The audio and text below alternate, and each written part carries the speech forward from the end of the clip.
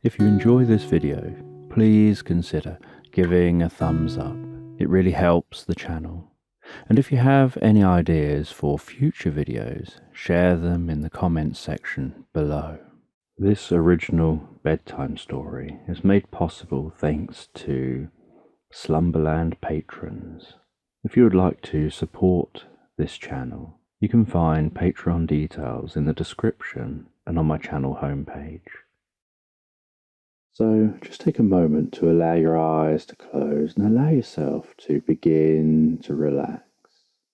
And as you begin to comfortably drift asleep, I don't know whether you'll drift asleep faster to the sound of my voice or to the spaces between my words.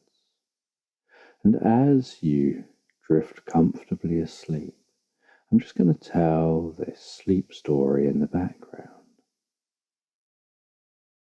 And this is a sleep story about a monk sitting in a monastery, and in front of them is a quantum singing bowl, and they hold a soft hammer in their hand, and they rest that across the palm of their other hand, and they sit in a meditative pose and allow themselves to begin to drift comfortably into the moment, drifting and floating deeper and deeper into a meditative state. And as they drift deeper and deeper into meditation, they find themselves connecting with the world around them. They notice how their breathing seems to almost become one with the air around them. With each breath of breeze, they breathe in a breath of that air. And then they breathe out the air joining the breeze as it passes. They can hear birds in the distance, hear the gentle mumble of distant people.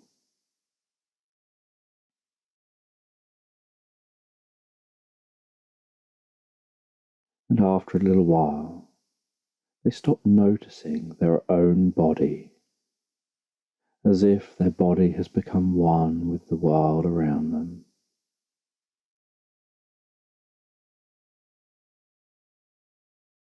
And they then gaze at that bowl, and with that hammer, they gently strike the bowl just a single time before removing the hammer, resting it back down on their lap, continuing to gaze at that bowl. And as they gaze at that bowl, so they can hear the ringing of that singing bowl, the note the bowl is creating, and they can see what looks almost like pulses in the air, rising and dancing from that bowl. And they watch as those pulses rise and dance from the bowl, as this quantum singing bowl creates a connection through the quantum realm, connecting all versions of reality in this moment. And with every passing moment, new versions of reality are constantly being created. And the connection continues through all of these new realities.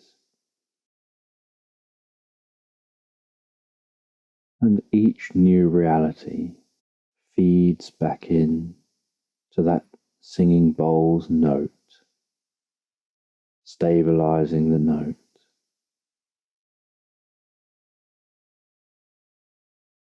And as that note stabilizes, so this quantum realm stabilizes. And that pulsing coming up from the bowl pulses at a steady rate,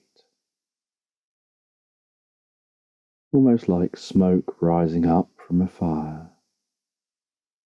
It rises steady before reaching a height where the chaos within the smoke dissipates it to almost nothingness.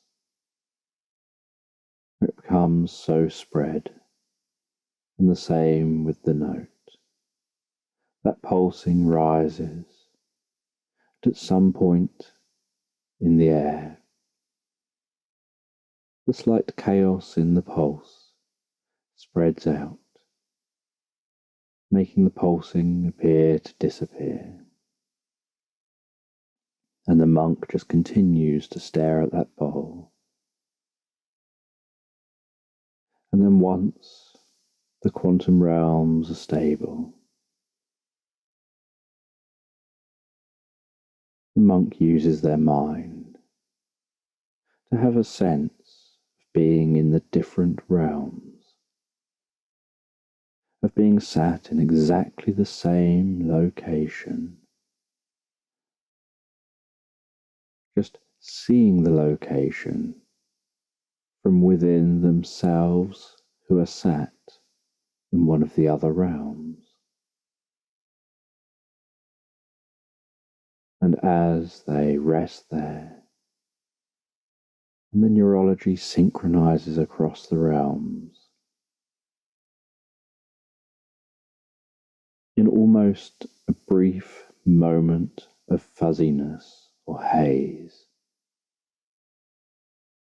reality around them seems to lose focus for a fraction of a second, so quickly that it's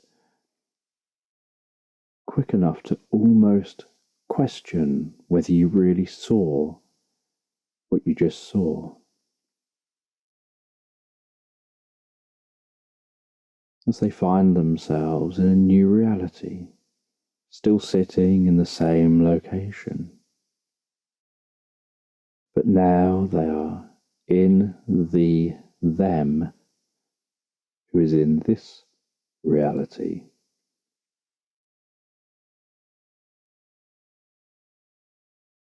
And they have the knowledge of the them who is in this reality. Because this is who they now are in this moment. And because they are traveling through the quantum realm, and they're aware of what they're doing, as they then continue to think and focus on traveling to a different reality, they maintain their awareness of what they learned from this reality. And with a brief haze or flash, a new reality forms around them, and each reality largely looks the same, with almost imperceptible changes. But there are other, wider changes in the reality that the them in the reality is aware of, and as their neurology synchronizes with the neurology of the them in that reality, they learn and gain the knowledge of the reality while sharing the knowledge of their reality with this them in this reality. And that singing bowl just continues. And they traverse multiple realities, gaining broader knowledge of the universal reality, of almost what it would be like to step back out of reality up above reality, where you could see all these realities stretched out below. And they learn about realities where there are favourable events and realities where there are more unfavourable events. And they just take it as knowledge for the variety of experience that people can have, that every reality is created through random processes, and they're just experiencing slithers of the different outcomes of those random processes, where every decision that could be made was made somewhere at some point, each leading to a separate reality. But all these quantum realms overlay each other and exist simultaneously.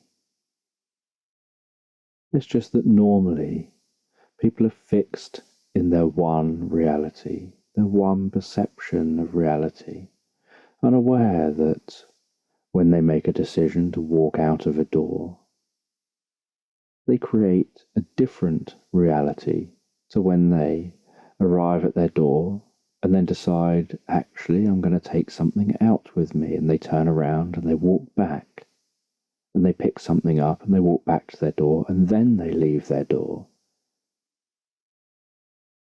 Compared to a reality where someone goes to leave their door and decides to just check to see if their shoelaces are tied or not.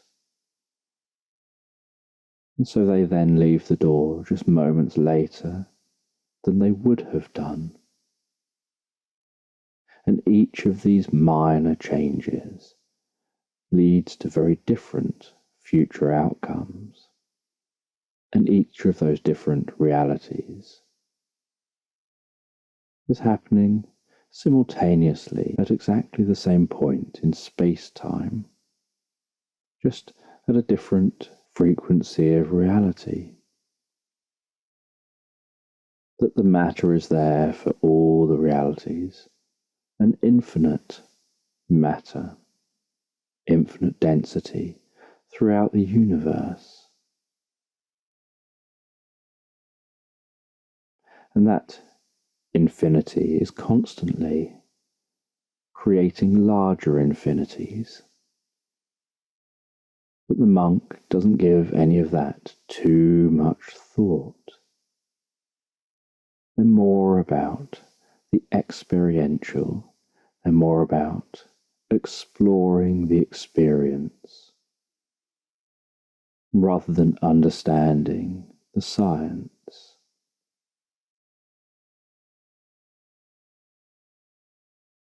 And it's very rare for people to reach this advanced stage of meditation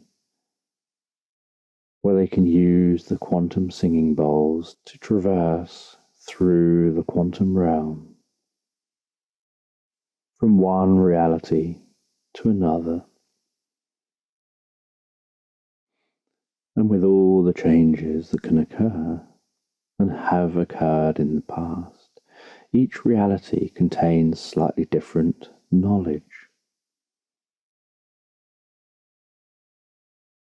Because some small changes, like someone leaving home a fraction of a second later, might end up being stopped waiting to cross a road where previously they could cross easily. And so now that fraction of a second delay leaving home perhaps becomes 10 or 20 seconds on their journey.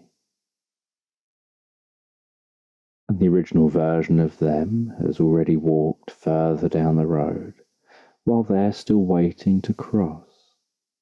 And then after they cross the road, they continue on their journey. And perhaps the other version of them reaches a specific location where they see something that sparks an idea that they go on to then develop, that then happens to transform the world,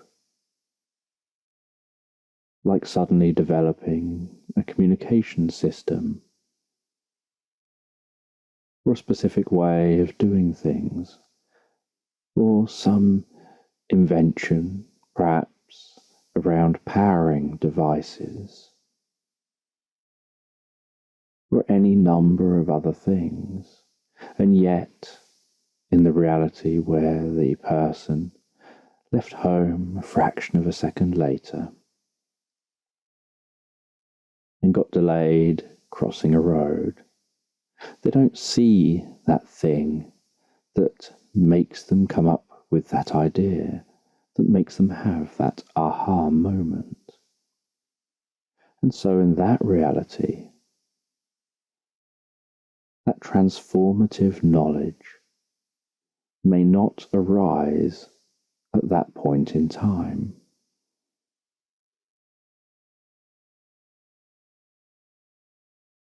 In the same way that there could be a reality where Alexander Fleming doesn't discover penicillin. Or there could be a reality where Einstein doesn't make his insights because he's busy doing something else, or because his life and focus takes a different path. And yet there could be realities where even greater discoveries have been had and even more profound changes have occurred within those realities.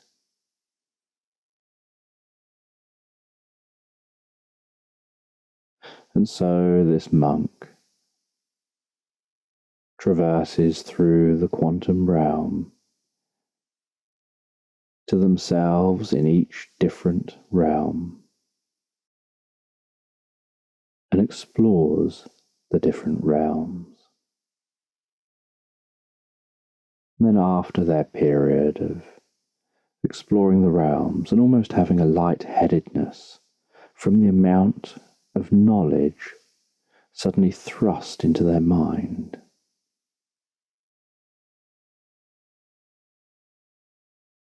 they lean forward with one hand.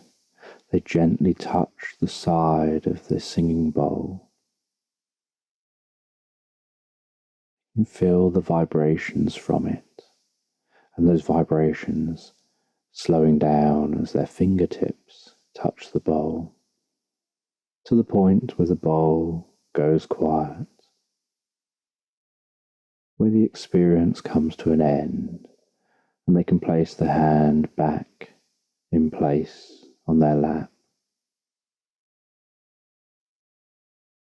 and drift deeper and deeper into the experience, now drifting to a place where they consolidate all of that learning. And they know that in each of the relevant quantum realms, the other them will be doing the same. They'll be consolidating these learnings. And as they drift and consolidate the learnings, their brain tries to make sense of the experience and finds its usual creative ways of consolidating the learning, consolidating that learning through metaphor. And they start to drift into a dream. And they dream about being a wise one, walking along the top of a cliff, overlooking the most beautiful ocean. And they walk down from that cliff, sounds of the waves crashing against the cliff, getting louder and louder as they descend, down a path down the side of the cliff, down to the water's edge. Those large waves are just rolling in and crashing around them. And they can smell the salty air. They can hear those waves rumbling, drawing out stones as they pull back out to sea. The rolling and crashing of those waves back onto the shore. The churning sound as they roll up the shore. The sound of them striking the cliffs. And the spray in the air. And as they gaze out over the water, they see a curious sight. They see a goose honking while riding on the back of a turtle, almost surfing those waves on the back of that turtle, with the turtle steering and controlling its movements among the waves, the goose keeping balance with its wings, almost honking with enjoyment.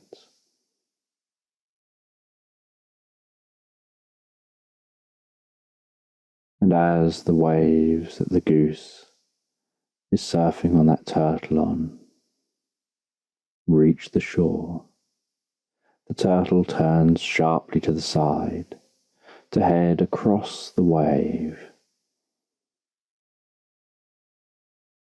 before pulling back out to sea again. And as the turtle pulls back out to sea, so the goose catches some air, launches off that turtle's back, just as it's turning, almost as if that goose has been catapulted up into the air. And as that goose swoops around and swings around in the air, rising in the air, it seems to morph into a dragon, flicking its tail, flapping its wings, stretching its neck, almost glowing and launching higher into the sky, circling and circling, almost like it's circling in an updraft, rising, growing into a larger dragon, flying and circling high overhead.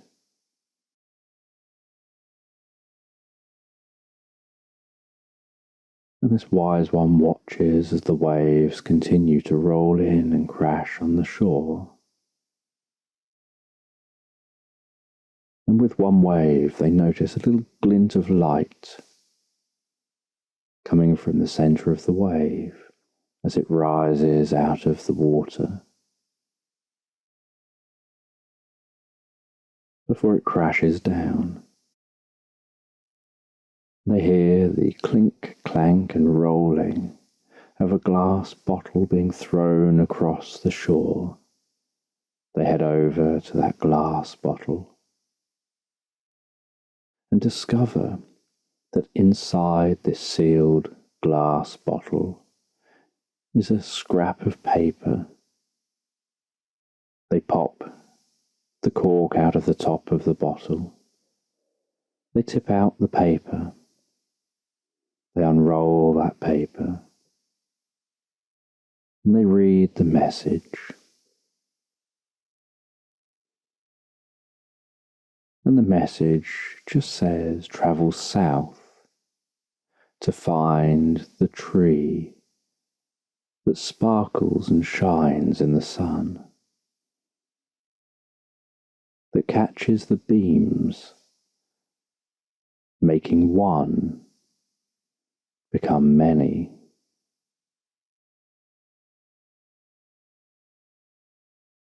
And they're curious what this means. And so they climb back up the cliff again. They gaze south over the ocean. And they can see off in the distance what appears to be a small island. They head back down to the shore.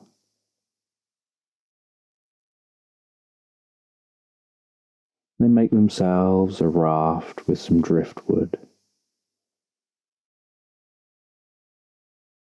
They paddle out, pulling that raft with them, swimming out through the waves that are crashing on the shore. Once they clear the curling waves, they climb onto the raft, bobbing up and down on those waves, and with their hands they paddle towards that island. And the further from the shore they get, the softer the waves get, the more gentle those waves get, the calmer and slower the waves seem to pass by. And as they near the island, they allow the waves that are approaching the island to take them in to the shore, almost riding those waves to the shore, with the raft sliding up the beach on this island as the waves spread up that shore. And we look around on the island, and they find on the island what looks like a cave. They head into that cave, and it's dark in the cave. But after a little while, it's as if their eyes are starting to get used to some light that's down here, just the faintest light. And they start to see subtle detail. And they follow the slight breeze through the cave, feeling the coolness and the comfortableness of the air in this cave, heading deeper and deeper into the cave. And as they head deeper into the cave, so they notice that it seems to be getting lighter and lighter. And then somewhere deep in this cave, they turn a corner and discover a large cavern. And this large cavern looks almost like it's daylight and it's outside. There's grass all over the base of the cave, on the ground.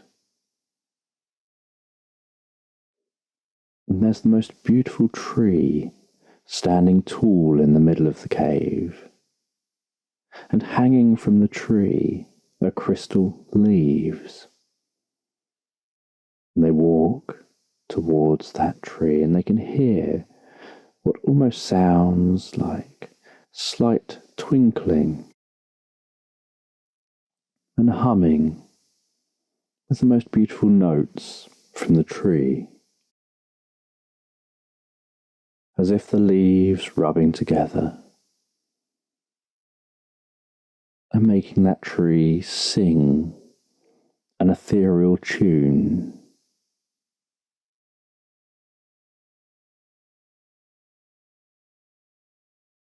And the tree has a reasonably narrow trunk with the softest and smoothest bark, and they run their hands around that soft, smooth bark of the tree.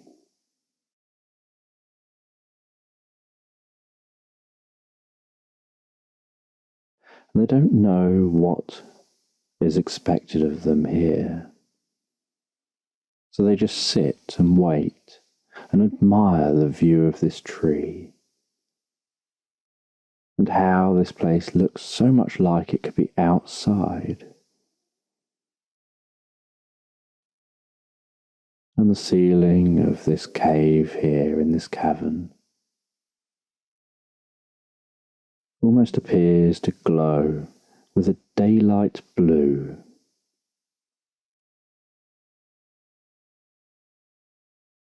And then as they wait and wait, suddenly they notice a shard of light appear from the ceiling.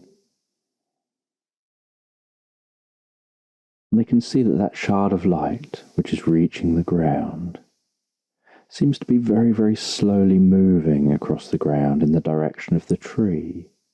And they realize that somewhere up high in this cavern is a single hole out to the outside world, and that the sun passing across the sky has reached a point where the sunlight is shining down through that hole, almost focused by the hole,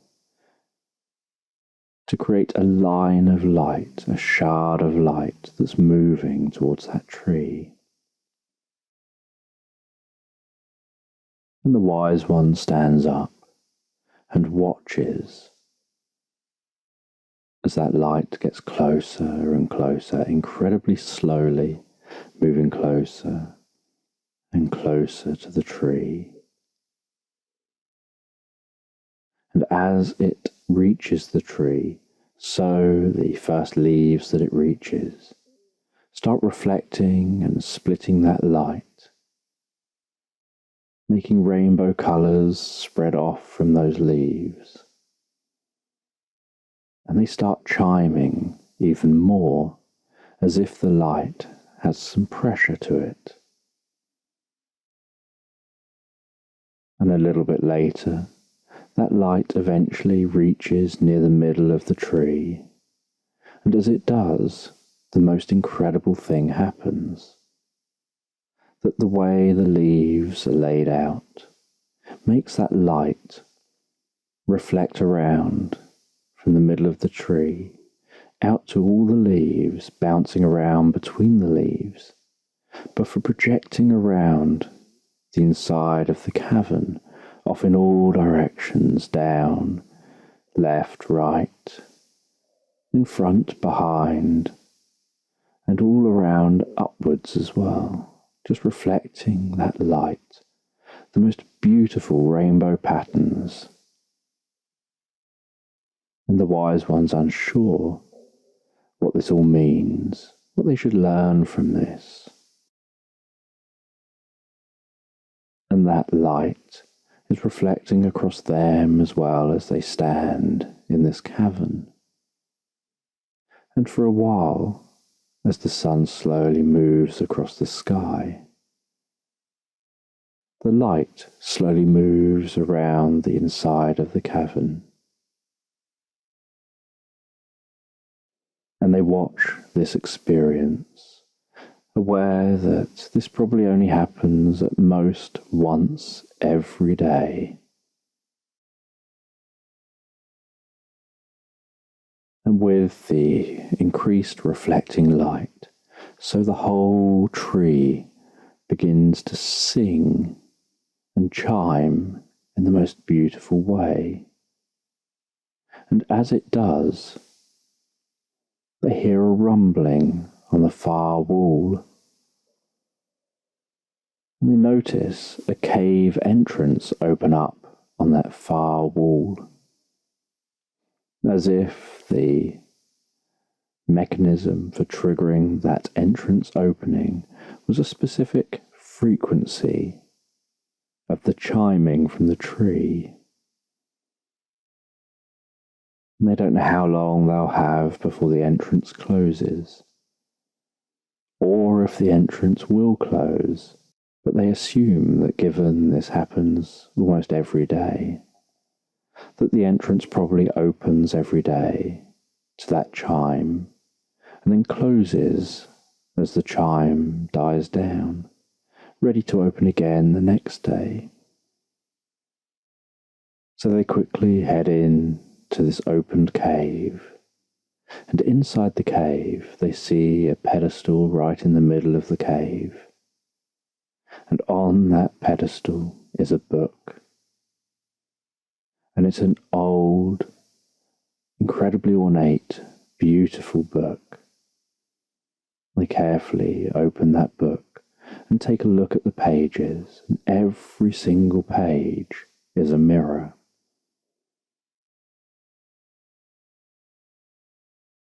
And they look at each page carefully before closing the book, placing it back on the pedestal, aware that they've learned what they came here to learn, what knowledge this had to share. They could hear the cave entrance beginning to close as they dashed out back into the room with the tree. They watched as the sunlight finished passing across that tree, before then heading back out of the cavern, back through the cave, back from the island towards the mainland on their raft. Then heading back up onto the cliff, gazing out over the ocean towards that island, aware that this is an inner experience,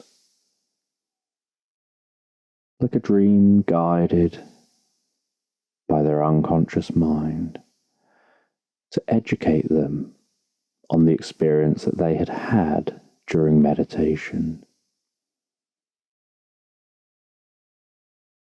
And so they just gazed out over the view as the sea began to calm and the sun began to set. And they watched as that sun set in the distance and the stars appeared in the sky and the Milky Way arched across the sky.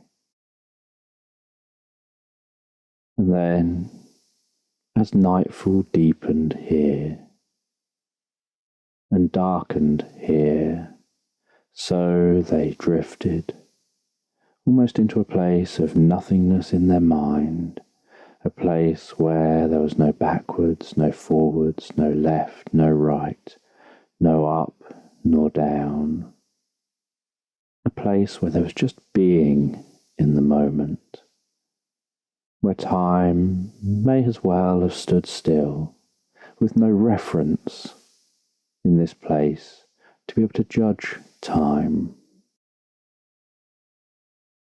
And then when their mind was ready, they drifted back to being by that singing bowl, where they finished up their meditation.